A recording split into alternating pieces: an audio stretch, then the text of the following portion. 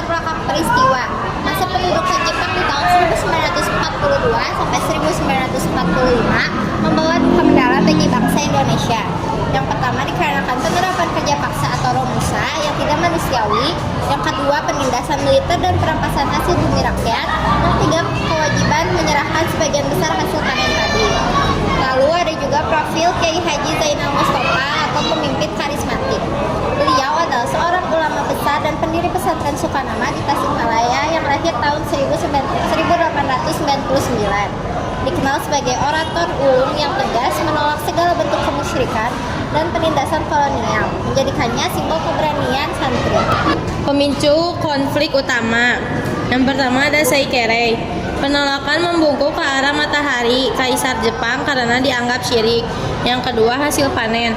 Pemaksaan penyerahan hasil padi yang menyebabkan kelaparan massal. Yang ketiga ada Romusa.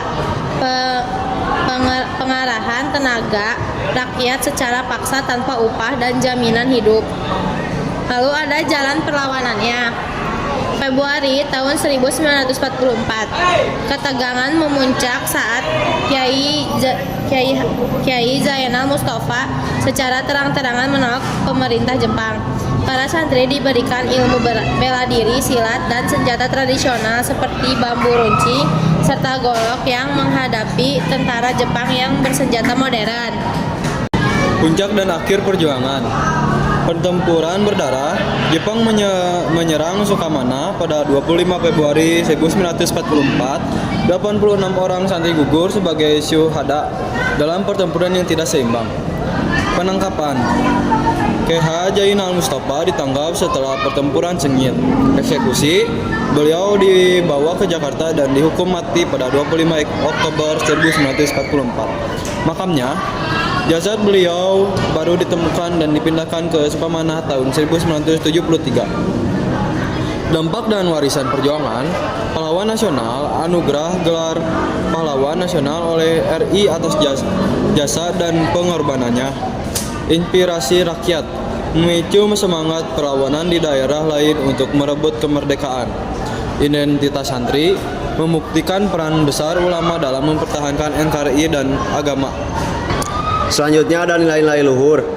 Yang pertama ada keberanian, berani berkata benar di hadapan penguasa zalim. Yang kedua ada ikhlas berkorban, mengutamakan kepentingan umat dan bangsa. Ketiga, prinsip tauhid, mempertahankan keyakinan meskipun nyawa taruhannya. Dan yang terakhir ada cinta tanah air, bagian dari iman, hubu watol minal iman.